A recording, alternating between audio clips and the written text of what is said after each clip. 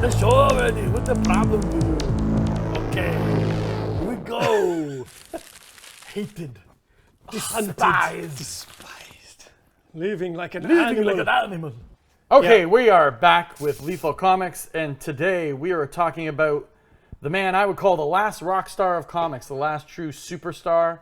That is Paulus Maximus Popus. Paul's Maximum Popus. Yeah, definitely, Paul Pope. definitely the last rock star with a rock star image. That's right, the Pulp Destroyer. There are superstars of comics, but very few have a kind of stardom that transcends comics, especially Yes. in terms of like his image and his attitude and his outward facing I appearance. feel like there's a few guys recently that are like, they're pushing, but like this guy was he was a superstar. Like when we were coming up in like the 2000s, this guy was like super rock star. So I looked it up today because I always assumed Pope was kind of my age, though I remember as a young guy finding THB and thinking, like it felt like someone a couple of years older than me. He's like 4 years older than me, Yeah, which kind of this makes sense. But so THB number one, I looked up again. I think it's like 1994. So he's like 24 years old when he's doing this. Yeah, Just to give you he's rocking. a sense He's- of where well, this I is. mean- Like, I'm not sure what he did prior to this, but the stuff that To think about it, Baby Kershaw's coming out right here, right? You would have been 20, 19 or 20. You're starting to make comics. You're already in the industry when this came out. Yes, I'm Yeah. just getting into So it. you're probably checking that stuff out. Yeah, yeah, That makes sense. yeah. That's I didn't cool. have this. I had this. A lot of this was donated to us by Jadon, Jadon. friend of the show, Jadon. Jadon Chong. I love definitely, Radon Chong. I She's so definitely hot. did. Like, she's amazing. I just watched a movie with her recently, and she looks This older is than going her to turn dad. into a commando. Yeah, it's gonna episode. turn into Commando. Yeah.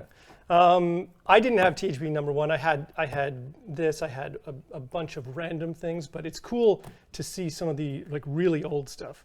And Horse Press was his independent publishing label, and I dig seeing this stuff because I Almost love sounds like a wrestling move, the horse press. The horse press, yeah. I should invent it. or a workout move. Oh yeah, the weightlifting horse move. press. Have you done any horse presses? I was looking through this again this morning. It's really interesting to see his very early work. Well, because even this first issue spans several styles. Yes. You know, like you can see. Oh, there we go. Okay, so this is going to be one of our favorite things of and I should preface this. We're pals with Paul. I'm pals with Paul. We chat quite a bit. I just saw him recently in New York for John Cassidy's wake. And we got to hang out a little bit. And obviously that was pretty emotional for him considering they were bros. That would have been really tough. But we got to chat, and him and I chat online a little bit here and there. But one of my favorite things is he always had these photos of himself and all these things that he did. And he just, when I was a kid, just like, you know, he made the average looking comic book creator who, let's face it, looked kind of nerdy, look like a rock star. He looked like a cool guy. Yeah, you got to hand it to him for creating an actual public image Yeah. for himself. It's not Yeah, like it's really most cool. comic book artists are content to live like hermits and not manage their appearances. Like basement spheres. Yeah, Like or become a spheres lot of in people a chair. will let the work speak for them. Yeah. And Pope did that. I mean, like his work is a signature. Explosive. Yeah, but also he created this sort of like Image, musician, yeah. rock star, artist persona. Like it reminds me a lot of like the 70s art scene, 60s, Oh yeah. 70s New York art scene. Totally. And I mean, like, this is quintessentially New York. Like, I know he's not from New York, but like, I feel like when I look at Paul Pope's work, I think of New York. I think of the artists that followed him had like a bit of, you know, Paul Pope sprinkled on some of the stuff they did. Like, What makes like it New Becky York Clooney to you? and Nathan Fox Like and is Toby it Cypress. is it the photography? Is it what in the art makes it feel like New? Because it does feel like There's New a York. grunginess of New York. There's like It's like an the alienation architecture. of New York. There's a, you know, you kind of feel it in big cities, like for sure. When you live in, like in Toronto feels, you know, despite being, everyone's like, oh, Toronto's so clean. It still feels a little grungy, a little alienating, a little, you know, they all have this thing. But also, it felt like in New York, there at this time, so 90s, late 90s, 2000s, they were really into brushwork. Like a lot of the people were getting it like pretty heavy with brushwork. So. It's very, there's so much black on the pages. It feels, and a lot of the angles he chooses of like New York buildings and fire escapes and things like that, they're often, the way he composes them are on these angles, Crazy angles that are oppressive. Oh you yeah. know? Like it's a lot of black, it's a lot of brick, it's a lot of dirt and spatter, and it's a lot of stuff kind of almost collapsing in on you. You know what I mean? But it makes it feel like super lived in. Like I remember when we'll get back to THB, and we're obviously going to get into this, but I think this is what you're talking about. Yeah, like it's Like, almost, and because he shots doesn't, of New York. because Pope doesn't do a lot of work that's like ruled in. You know, it's very freehand. Everything feels like it's gonna come down on top of you in this dynamic way. Everyone I remember the first time seeing Paul Pope originals. They're gigantic. Mm-hmm. I think they're 24 by something. Like I feel like they're like that big right there, or like there's even a piece I think this big original at the Beguiling of Paul Pope's that was like drawn this big, and I remember just thinking, holy crap. But it makes sense considering those giant like expressive brushstrokes. Yeah, you need to have like a very large piece of paper to get that expression across. He's an artist. Yes, for sure. So was he working? He moved to New York. I don't know at what age. All of THB comes out from New York, right? He's like, yes, there I'm pretty sure. Does it? He talks about doing manga before this. He went to school in Toronto. I know he had some collabs with like Jay Stevens, who is a buddy of mine who lives in Guelph. Mm-hmm. And Jay Stevens, had those the cartoons and stuff like that. Those guys went on to stuff. And obviously, I think, don't quote me on this, but I feel like Paul Pope's connection to Darwin Cook is probably because Paul hung out in Toronto and Darwin was from Toronto. Now, I know Darwin had his LA days when he was working in animation, but I feel like they probably became very tight. I know that like Paul was hanging out at the hospital like when Cook was passing away. Like Paul was with him. So those guys were very, very tight. Some of this stuff reminds me of like Eddie Campbell. Totally. You know, yeah, totally. Like, because this, I like the big open white spots. Yeah, his sometimes. early work is much more rigid in terms of panel compositions. It's not as it doesn't feel as manga influenced yet, where he starts doing big angular panels. Yeah, and there's all this sort of like I noticed there's a lot of like sort of like gray painting. Yeah, chunks of this have these sort of wash that he kind of loses later, but with the washes, but they're, I don't know. I haven't seen it in a while, and it's pretty cool. Yeah, super cool. Really, really interesting to see. And let me just grab a later. So the other thing that I was also going to like bring up that, you know, we just did an episode on Scott Pilgrim, and I feel like when I'm looking at these THBs and some of Paul's stuff, I kind of see that sprinkled all over Scott Pilgrim too. It has like that, you know, when I'm reading this at a time, being a Gen Xer, this kind of is what it felt like in my early 20s. You know, you're going to dive bars. I was an artist. Like, you wanted to meet people, meet friends, meet girls. Like, a lot of his THB and Heavy Liquid kind of like felt the way I felt like in school. And then when I moved to Toronto, it kind of like the vibe of his books felt like my 20s. Like, I felt like I was reading this super arty, painted thing of like something that could be happening in my life like immediately. So it wasn't like crazy superhero work. It was more like, and sure, it was science fiction, but like, you know, it had a really cool feeling to it. Made it feel like almost beatnik, you know, like one of those 60s like. I think it's hard to, because as you're saying all this, I agree, and I also, my mind's going to all these different places, because one of the things about his work is that it feels familiar in a lot of ways. Like, it reminds me of a lot of things, but also of nothing. Like, it's sure, it's so unique, but it has baked into it this reverence of these different schools. Like, there's a lot of American comics and Kirby in it. Yep. There's a lot of like Milton Caniff in the way he throws down looser blacks and stuff. Like, if you look at like the way like Kniff compared to like Alex Raymond and Hal Foster and those guys, like those guys had a very like classical, learned tight. method of drawing. Yeah. Kniff was like those guys, except with a way more irreverent, loose, wobbly line and sloppier blacks, and that's what Pope kind of I think Pope I think Milt Kniff is like in Pope's like top 5, and then Pope also talks about Toth, so it's like you can see it all in there. It's when I talk about my top 3, which is like Atomo, Kirby, and Mobius. Whenever anyone says Toth, I'm kind of like, well, of course he's kind of like also there. He has to be. Like no one did black and whites like Toth, I don't think, and like obviously that's very apparent and the way Paul takes on his work because of the brushiness and So you're talking about how it reminded you of your youth or of a certain age, like living at a certain time in your life. And music, like I can hear the music that I was listening to at this era too. Yeah, and he does in THB like post playlists of what he's listening to when he. It's very magazine format, right? It's like photography. It's editorial. It's kind of all over the place.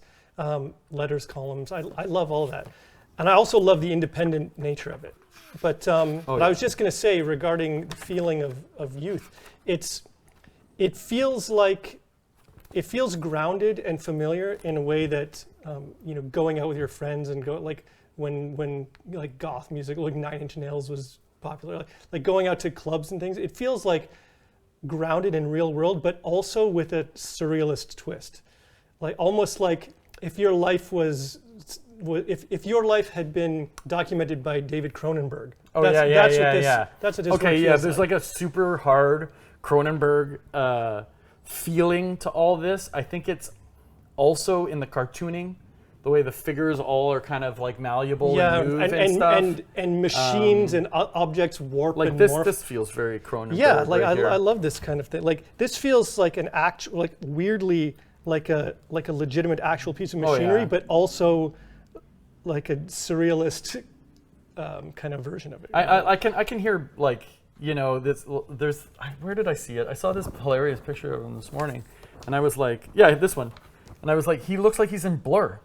Yeah. I was like, and I can hear Blur when I'm looking at his stuff. Also, like Dandy Warhols and Brian Jonestown Massacre, and like a lot of these bands that I was listening to at that time. I look at his work, and it's just like they've become like fused together. I can see 9 Inch Nails too, like completely.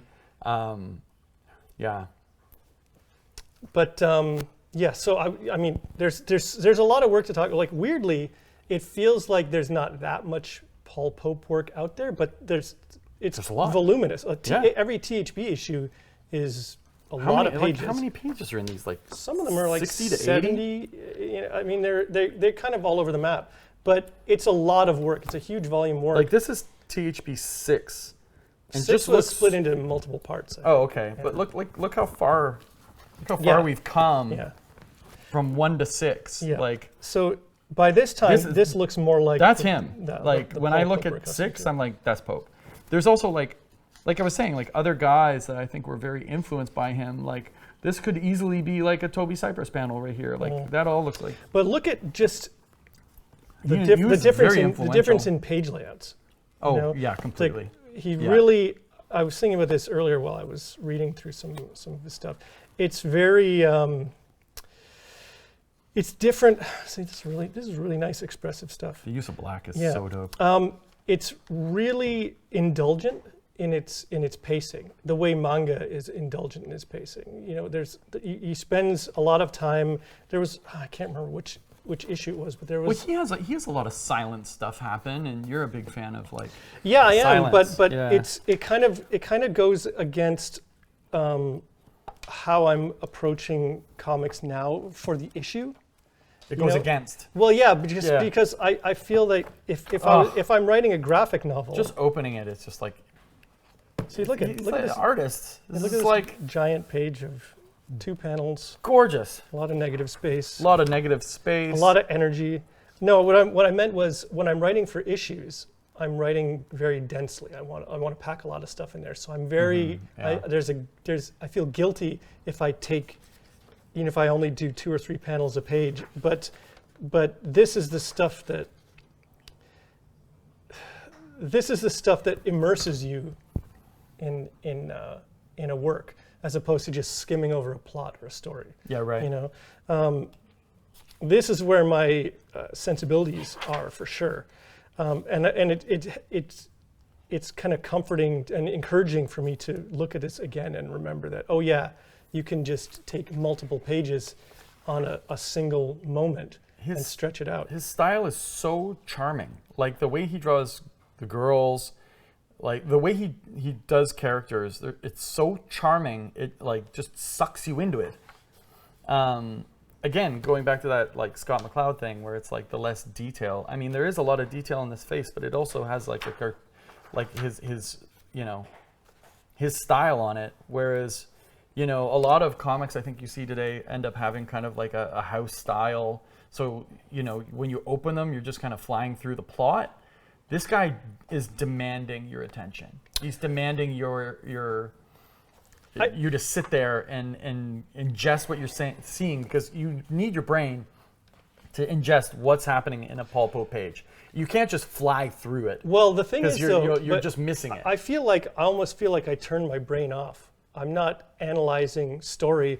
I was just looking at this spread, this elephant scene. So you're turning off your brain, but you're getting feeling? Oh yeah. Like expressionism? Oh yeah, yeah. It's like it's dreamlike in a way that most people cannot accomplish. The way that David Lynch films are dreamlike. Like this is almost horrific. Oh, I get like crazy Lynch vibes off of. You know how if you have you ever had an actual fever dream? I'm pretty sure, yeah. Yeah. So I remember times when I've been. I'm a psychedelic warrior, my friend. When I've been. I go on journeys. When I've had fevers or been sick, and you have these dreams or half dreams or moments where things are scary because they're just too big. You know what I mean? Yeah. That's what this feels like to me. Like it's too big, and it's actually kind of horrifying in the most fascinating. Like you feel like way. you've shrunk when you're looking at this book. I feel dwarfed by it and kind of afraid of it. Do you ever get that feeling? I'm having it right now. Where you just feel like you just like in your head you just like become this tiny thing. Yeah, and it's kind of interesting, man. I don't know what triggers it, but it's it's always or like a heaviness, like a really profound heaviness. His work triggers that feeling in me. But it's just ballsy. And it also always feels like he's just, I know there's work involved here, but it just feels like he's throwing down whatever emotion he's feeling. You know, it doesn't feel planned or technically executed. It just feels like he's throwing ink and making you respond. And the sound effects, like that, you know. I like that butt. Yeah. His character designs too have always been so rad. Like I remember the first time I saw the design for Battling Boy, and I just thought it was like the coolest design. Where is he? Not it's a Battling Boy's buddy. Where is he? Look at this great shot of. Look at that foot. Just close That's up a great. the Look, feet. go back to that foot. Yeah. Brilliant foot. Yeah. Brilliant foot.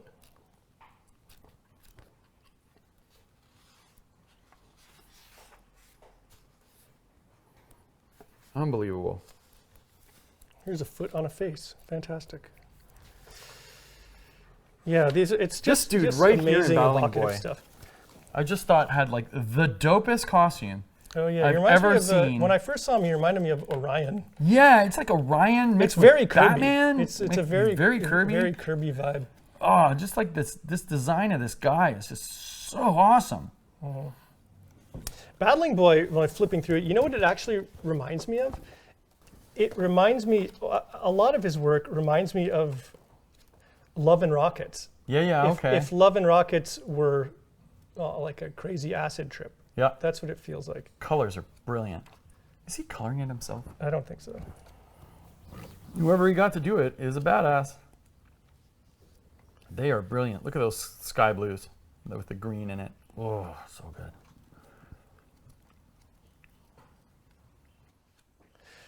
His See, colors. this kind of stuff, brilliant. these scenes especially, they remind me of like Maggie and Hopi kind of.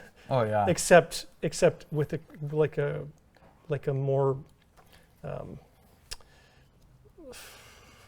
I haven't talked to him about this book too much. Was it him going after like a YA market? I don't know. I don't even know who published this. Oh, First Second. Of it? Yeah. It was First Second.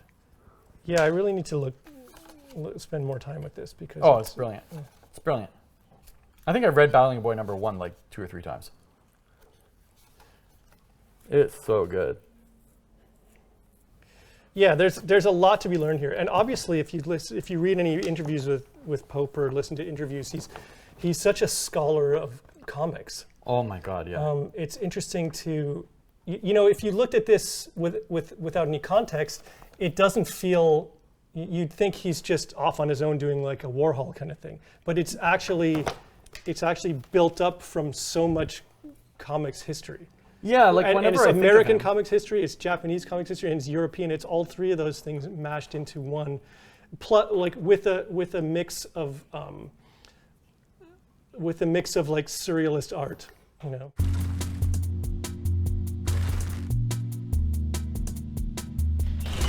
Okay, Comic Hunter. Here we go. All right, let's go hunting. One day, when we're making the big bucks, I'm gonna get this Thor right here. It's not that much, but like, it's pretty dope. Like, this, we need this in the studio big time. Huge statue of Thor, like sick. Do you have a favorite Thor comic? Yes, I do. Yeah, it's a Buscema. Yeah, it is so dope. He fights Hela. It's wicked. So cool. And then there's another Thor comic I love where he fights Loki in like as Ragnarok's happening. Also a Buscema. Yeah, it's like the best. Totally addicted to Thor. I don't know what it is. He's like Superman, but for Marvel. It's like the same thing. But kind of cooler because it's Norse mythology, and he's got a wicked hammer. Like Superman wishes he had a hammer. he's so funny because he's such a brilliant artist. And when I think of him, I think of, you know, Heavy Liquid, Escapo, you know, 100%. Like these are the books that I think of when I think of him. And then I hang out with him, and it's just like, you know, he just talks about Batman. And he's like just loving Batman, and I'm like, yeah. Batman, like in like my brain short circuits because I feel like he's like. You feel like a guy like that wouldn't care? Above Batman, yeah. Like his work is above Batman. It's far more sophisticated, far more arty, and like, you know, he just, you know, really wants to draw Batman, you know, and that's what got into like the year 100. His Batman. Stuff. I think we've said this before. Also, like I found this thing the other day at the comic store, and cheers to the guy that helped me out with this the other day. It was really funny, but I read this. Oh, this book, it's like a Fantastic Four thing, but it's got Dragata, Allred, and Pope, and obviously Allred. Oh, yep. Allred, so sweet. But then it gets into more Allred. Oh, so dope. And then it gets into this like crazy awesome. I love this. Paul Pope story, and like his Spider-Man is amazing. Like it is so. He's such a dick. Like this hot rod is like the coolest thing ever. But like watching him, like I know he's doing Batman, but for some reason Spider-Man, like by Paul Pope, just Spider-Man by Pope. He did a whole issue of a Spider-Man book too. Yeah. But his Spider-Man is very creepy Ditko. Yeah. But I like that. Yeah, Look at this page, unbelievable. I'm always afraid of doing panels like this, like small thing. like the two up side by side panel, except they're kind of not very tall. Squished. Yeah. I just I get scared by them too. They're annoying. And then I get weirded out by this like awkward negative space. Like I hate it. Like it's just like I can't do it. Like it freaks me out. Like I'd have to. Like the fact that this one goes all the way over here for some reason, but these ones don't, and like I would have to do it in the center. Like it drives me crazy. But I love Spider-Man on this this girder here. Really I think he's just trolling Johnny Storm in this. Yeah, I'm pretty sure. He's just being a jerk. Yeah, look at that. Look at the energy in that. That's so dope. And look at Spider-Man's face. I wouldn't even know how to color good. this. Yeah, how, like, I don't know. Need to create, look at his arm. His crunchy little, Yeah. the creepy arm. So dope. It doesn't, I know what you mean. Dinosaur's It's weird that he would, it feels weird at first consideration that he would care at all about Spider-Man Yeah. or Batman, but also not weird at all because it's such an important part of pop culture and a part of American comics and his entire the culmination of his style, you know. It's so funny because like when you take on these other characters, there's just something like how do you put your mark on it without like pissing everyone off? And it's just like his take on everything is like just wild every time, but obviously like completely iconic at the same time. So whenever he like even his Batman is like wacky looking. Like he designed his own Batman. His Batman is, I think, the only original take on Batman to come out since Frank Miller's. Yeah, I Like think a you're right. million people have done Batman. This is the only The time one I've that I seen, thought I've was seen good. a fresh I mean, take on it. I've seen some, you know, it feels like every artist who's picking up Batman now is trying to reinvent what Batman looks like. But Yeah, but it I always feel still like- feels samey. This doesn't. Yeah, no. When I this saw his feels like Batman a design, I was like, completely new "This thing. is awesome." I love that he's wearing fake fangs to scare people. It's amazing. Like it's such, it makes such complete sense from the standpoint of the Batman character. Yeah, yeah. It's so funny. Ah, this is so good.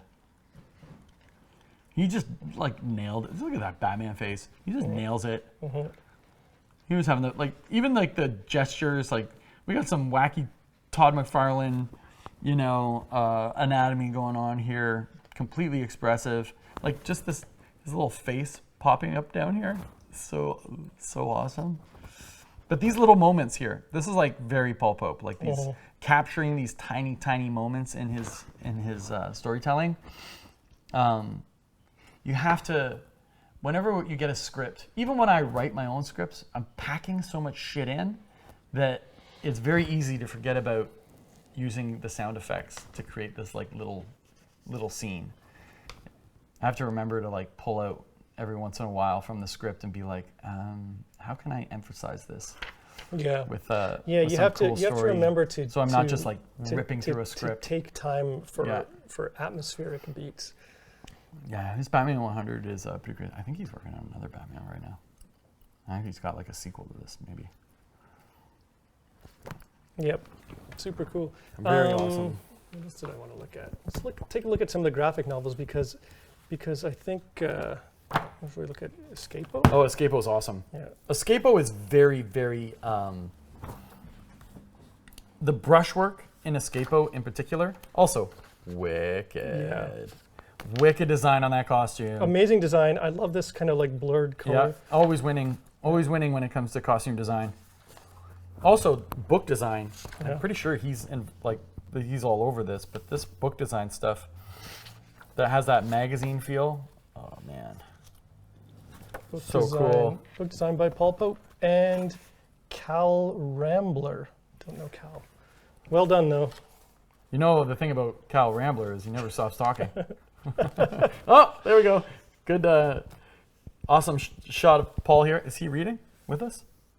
What does it say, Paul? So good. Portrait of the artist.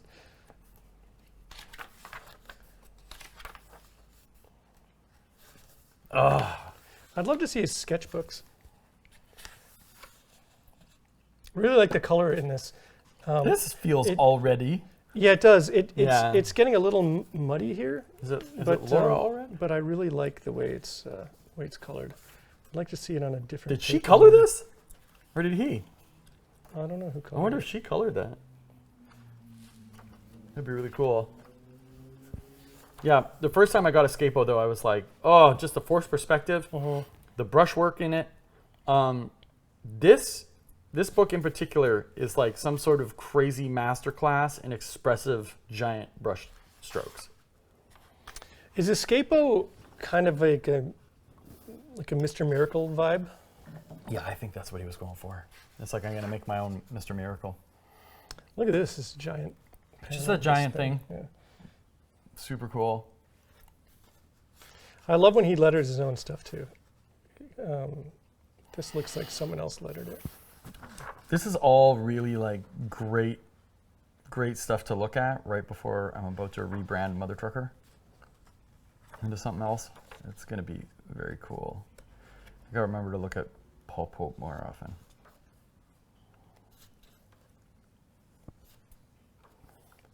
It's a great page. The mask is so wicked. It's very wrestler. Yeah, it's a very luchador. Lucha. Speaking of wrestling, I'm sore as fuck from Friday. I got hit like 10 times with steel chairs and then thrown through the audience's steel chairs. Yeah, me too. That's kind of what happened. You got hit with steel chairs on Friday? Oh shit, your kids? No, Michael? Didn't really. Yeah, Escapo. All right. 100%. Brilliant. I mean, there's so much, He's got like, wait, go back. Oh, it's the same one. That's the blur. The blur one. That's the blur So sweet. I was thinking a lot. This one has like black and white with tones. It's really cool pages too. Wicked. I was looking. Oh, I love it with the tone. Is it? It looks so good with gray tone. I'm thinking more of Oh my Heavy God. Liquid. Where's that? If we look at a copy of Heavy Liquid, that's the French version. Use that one. You know, This stuff here that he does with the lettering, it's got that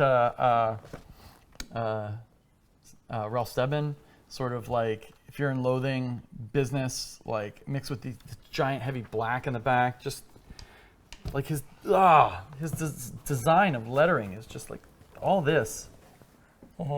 Like it's Pope, but it's Toth.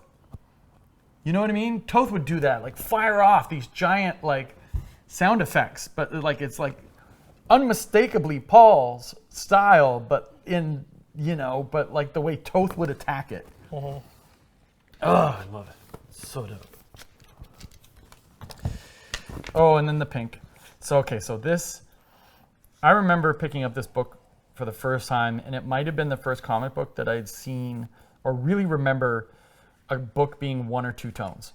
And I remember thinking that salmon color, that pink, just burned itself, and the sort of like bluey purpley green color, that sort of like really like saturated again, like a cool color against the salmon. Just I was so obsessed with this book when it came works out. really well here. It was just like the coloring in it too. Just every time I see that color now, I think of this book. Do you know? So smart. I think This is my favorite Paul Pope book, by the way. Especially By far. Heavy Liquid. I remember. I was obsessed with this book. I think, like you look at it, and if you look at his entire careers or his entire library of work, it kind of almost feels like. Do you ever read? You know how Grant Morrison will always talk about making magic. Yeah. Through the creation of what you want in your life, what you want to happen. That's what Pope's career feels like to me. It feels like he created a persona for himself. It feels like he just willed into being through art what he wanted to be. Like he puts himself in his stories, looking cool in doing the cool main things character often has like a Paul cool Pope vibe. Cool environment. Yeah. Yeah, they all look kind of like him, super cool, and it always feels to me like he just willed all that into being, and that's Grant Morrison's definition of magic anyway, and it feels like he did it successfully. I think like next time we see Paul and we're like, hey, like we think you're a wizard, he would like love that. Yeah, Yeah. it is kind of wizardry in terms of. I was telling you, like creating your own. What's the word I'm looking for? creating your own universe. Yeah, but not a fictional universe. Like creating your reality. Like, Yeah, you're when you altering think your about reality art, in a way. when you think about artists that really affected us, that did that, like David Lynch. If you look at a David Lynch painting, or you watch a David Lynch movie, or a piece of music by David Lynch, they're all in the same universe. despite being different mediums. Dave Cooper, like you look at Dave Cooper's animation, you look at Dave Cooper's paintings or his comics, it's singularly Dave's world. Like it's his universe, and whatever he touches, it's Dave. Like you know, when I was helping Dave on that photo shoot, like the movie shoot that he was making his short film, the second I walked in, it was like the world of Dave. Like it was like, oh yeah, of course. You know, like everything here feels 100% like one of his paintings even. You know who else is like that? Matt Forsyth. Oh yeah, of course.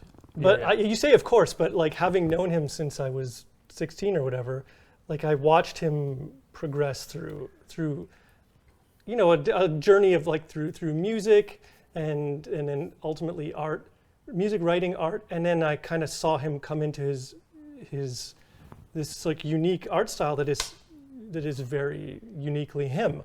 And it's interesting to see that. It's even like see way that different evolve. than Ojin Gogo. Oh like yeah, the stuff he's doing now. You can see how it evolved from that, but Yeah. but now when I think of, you know, his art is so much a part of his personality, not his personality, but the way his expression, like that's how he expresses himself, is it's a very unique voice. Totally. And yeah, I think he's another guy who's. I don't think it's too late for any artist to start behaving like that. Like, I was listening to an interview with Paul earlier today, one of the newer interviews, and he was basically talking about how Mobius, you know, he had this fantastic career in Western comics in the European style, which he did for his whole career, right? But then at some point, he just kind of like wanted to keep going, and then he became Mobius. And then we think of Mobius as like, you know, one of the top 3 all-time greatest artists of all time, but Mobius is not Jean Giraud. Mm-hmm. Mobius is like this crazy, expressive, otherworldly sort of character, whereas Jean Giraud is like hardcore, detail, Western kind of stuff that people still try and emulate today. Yeah. His stuff, it never felt. I'm kind of saying me, that so like we can still get there, but like Yeah, no, I was. and I think we are there pretty much. But his stuff always felt to me like there was no journey. It felt like he just came out of the womb being amazing. And Like he was born out of an egg. Yeah, like in like a 20, 30 year span, he just went from awesome to awesome. You're the X-Men guy. Yeah. What is the X-Men comics that like? Well, You were like fucking that is some crazy shit. Yeah. Because the X-Men comics I grew up reading weren't 90s X-Men comics. Because my dad was a comic collector through the 70s. And so we've got, like it's still in my office now, we've got these like 3 big Rubbermaid boxes of comics. So I wasn't reading 90s comics, so parents weren't buying them for me. I'm like, hey, can you like find me a comic? Like, we have comics at home. So I was reading, you know, real old ass X-Men, you know, when Kirby was drawing it. And then, you know, still Neil Adams was drawing it, and you see, you know, they're incredible. You know, Angel in his worst outfit of all time, but also like you see the Sentinels come busting into the roof, and you've never seen that scale and that terror of a Sentinel before. Like it's unreal. And then you kind of pick things up here and there. I borrowed a comic off my cousin, that I guess I never gave back. Was X-Men Annual in '93. I think his Death of Mastermind, the first appearance of the Executioner. It was awesome. Like the art was incredible. Everything looked so cool. So it's kind of like a weird balance of like super old stuff and like what at the time was the new stuff that I was getting into as a kid. But for me, like the first X-Men I read that I thought was like kind of like my X-Men was New X-Men. You know, when Grant Morrison was writing it, you have the great Frank Whiteley stuff. And for me, like, it was kind of like when it all really came together for me for X-Men. So when I first read this book, I was also in art school, like university, and I'm not gonna lie, I had very high marks in art history, like 95s. Like I was like very good at that. And when I got to a certain section of this book, it kind of like clicked for me in a way where I was just like, and I've never asked him about it, but I didn't think of it until I picked up the book again. But this affected me so much That's Oh, Picasso. the Picasso mask. That's Picasso. Like the Picasso masks just made it seem like this guy is on another level. This guy is not like just regurgitating something that Ditko did. He's not regurgitating something that just happened in comics or something that was easily accessible. I think one of the lazy things that people do is they're like, oh man, Scott Pilgrim is like the hottest thing in the world. Can we just make like another Scott Pilgrim? You know what I mean? Instead of being like, I want to make this heist thing where like, you know, dudes wear Picasso masks. And, like really like talking to like the art world. Like he's talking to the art world inside his comics that for me kind of like elevates it out of its medium to becoming something classic and legendary. It's funny because when I think of Paul Pope's career, like I don't even think like I don't know a lot about him or what he does outside of the comics that we've got on the table, but I guess sort of assumed that most of his career was just in galleries in New York. You know, like that's what it feels like to me. It feels like he loves comics and he does all this stuff and loves telling stories, but it always felt like his real value in terms of like how his income is probably gallery shows and being celebrated as a New York. I thought the same thing. That was my impression. I always thought you could take any page of any of his work in this era and on and just like, because they're big, you know, it's just like, you know, just hang that in a gallery like the original and it would, you know, stand up to any other contemporary modern art that is out there. It's super inspiring. It's always inspiring when I look at someone's work who expresses a lot of energy, but through looseness because He's kind of the king of loose. Yeah, because I feel always so hamstrung and regimented. Oh, me too. In my approach to things. I think I'm worse than you are. And it's a hard habit to break. It's a hard habit to break when your career has been in a certain genre, you know, for 30 years. So to be able to just loosen up and throw down a lot of inks. It's why I also If only we had our own publishing company that we could just do these things. Well, no one could just one is change our style and do something. No different one is shackling us to a style. No, absolutely not. You know, especially when we own the publishing company, we could just do whatever we want. Well, I mean, I feel like I've done whatever I want already through other publishers. Yeah. Like no one's held a gun to my head saying, "Oh, make sure you draw in a very regimented superhero style or something." Yeah. I try to mix it up, but it's still like maybe everyone feels like this. Maybe everyone feels like they don't feel complete freedom when they're working. I don't. People shit on a lot of current Frank Miller stuff, but when I look at it, what I see is a guy who is relaxed and is doing work that he's not bound to any kind of expectation. That's what I like about it. I like that he's always kind of Frank's definitely in his twilight as far as like making art and stuff goes, I think, but he's not that young bull.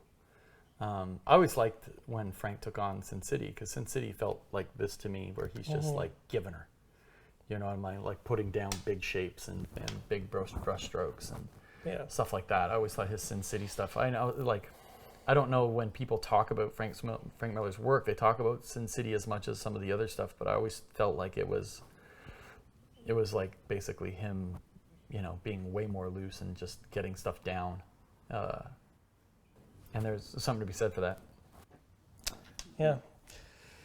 But anyway, I don't know if we want to go through every yeah, I mean, like the other thing is like, I mean, we touched on it like a little while ago, but obviously we're not pulling out one of the books, but I'll just pull this out. We already did like a whole segment on the Wednesday comics, but you know, I always like seeing Paul's work in the Wednesday comics. Was always like a huge treat to me. That's my book, so we can crunch it up as much. And like this mandrel, is this why I've been drawing fucking mandrels lately? Yeah. What started your mandrel? I don't know. obsession? I just started drawing It mandrels could go like back crazy, to and like Wednesday we did the show on Wednesday comics. Have you been dreaming about? Yeah, and I guess I saw Paul's like mandrel. Are you also doing I was going to ask you, are you also doing blue and pink mandrels? But everything you do is blue and pink. Everything I So do that is blue doesn't- and that pink. So doesn't yeah, mean of course it is. Of course, yeah. My mandrels are super blue and pink, but I just started drawing mandrels. Maybe it was, and I'm doing it for fun. It's not like Yeah. my work. I'm just randomly drawing mandrels, and I think I saw this like a few weeks ago, and it went into my subconscious. And thank you, Paul. Thanks again. Thanks, Paul. I've been drawing a shit ton of mandrels because of you. This guy has been like one of the biggest influences. And I remember I was at a Toronto Fan Expo years and years ago.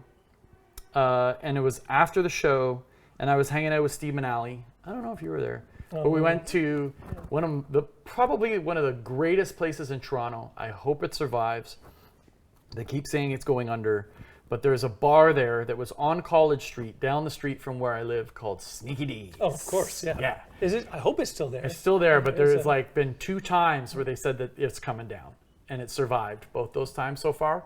But Sneaky D's is like this dive bar restaurant in Toronto, and upstairs is a venue where bands play. But on the main floor, it's all Tex-Mex menu, but the whole place is graffitied.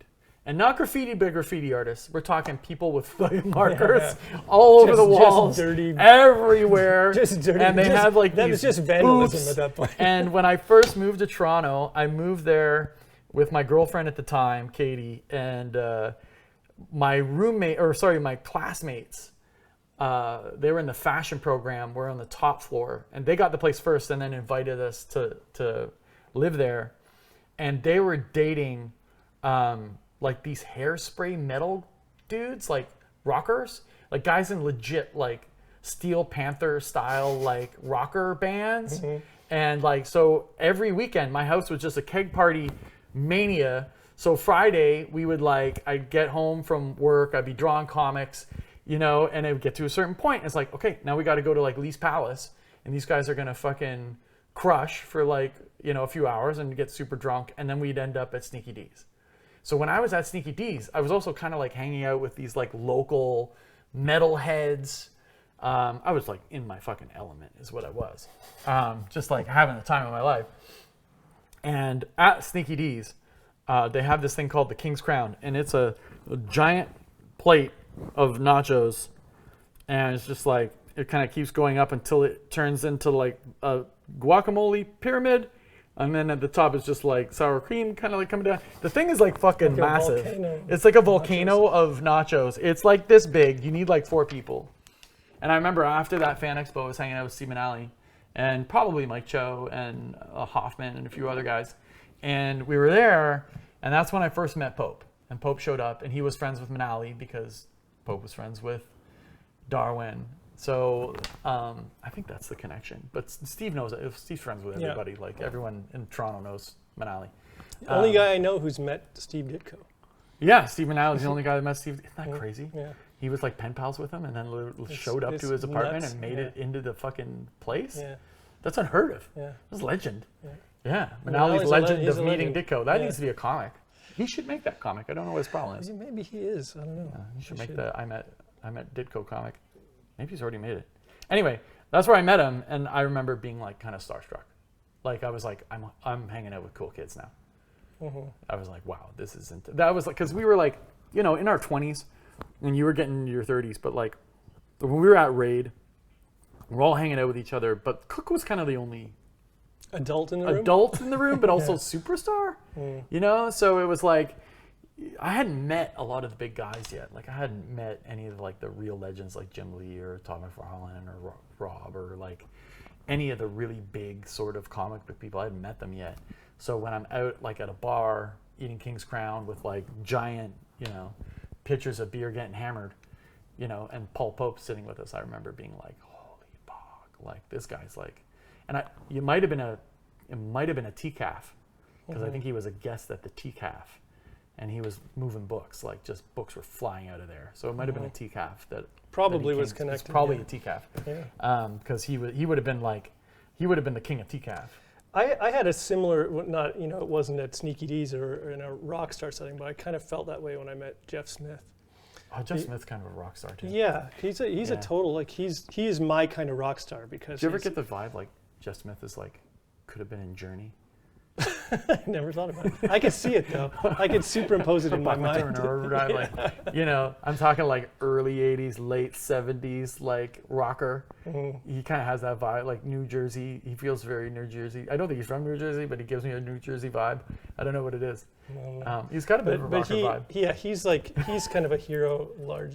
A lot like him and Pope. I think part of my fascination with them is also goes back to the self-publishing indie kind of thing. You know, like a lot of the people we revere because they went and did their own fucking thing. Yeah. They weren't just a spoken They were wheel. mavericks. They went out and became mavericks. I don't know. Maybe people will think that about us one day. Maybe. Yeah. So Paul, when you watch this, his first thing is like, "Why didn't you invite me?" And I'd be like, "Because I didn't invite you and you wouldn't show up." Well, if he comes to Montreal, we'll yeah, this. for sure. That'd be great. I should bug those guys about getting Paul Pope to this convention because that'd be awesome to have him up here for a few days. He'd love it, whether he knows it or not. He would have the best time. You wouldn't get any sleep. No. We'd be having a great old time the whole time. So I gotta say, Paul's one of my favorite comic creators of all time. Easily. Yeah. Easily. He's a Just gangster, he's a cowboy, he's an outlaw, he's a rock star, he's everything. I love him to death. He's a real sweetheart. He ticks all the boxes. And you know, above everything, he exudes a knowledge and love of comics in a way that always gets me like Brandon Graham is like that. Yep. You know, like genius level comic creating, clearly just fucking loves the medium of comic, just would be making comics if he was destitute. You know? Like and is amazing at it. And that's like I kind of put them in the same category of kind of it's like savant level comics. It's savant. It's the David Lynch thing. It's like it's his own universe, and you're living in Paul Pope's world when you pick up his book, and no one else's, and you haven't been to that world before. Yeah. So look forward to whatever he's doing next. Maybe I think whether it's Batman I think it's more Batman probably, thing. but I'm kind of excited to see what he does after Batman. That would be really cool. Hopefully it's something like I love a comeback story, and I mean Batman will be big, but like I feel like he's got one big heavy liquid. One big amazing graphic novel. One something that's gonna like drama. tear a hole in the one fabric where of he's done. reality. He's gonna walk off into the sunset and die, and we never hear from him ever again. It's gonna be it'll be so transformative that he just disappears into the comic and no one sees he's him. gone. Just walks off on the last page. Yeah. I'm kind of excited for when I do that. I think that's it. I think we're good. Yeah. This is a good spot to end it. Paul Pope. Yep. He's the man. That's the end. The end. The end. That's the end of that. End of days.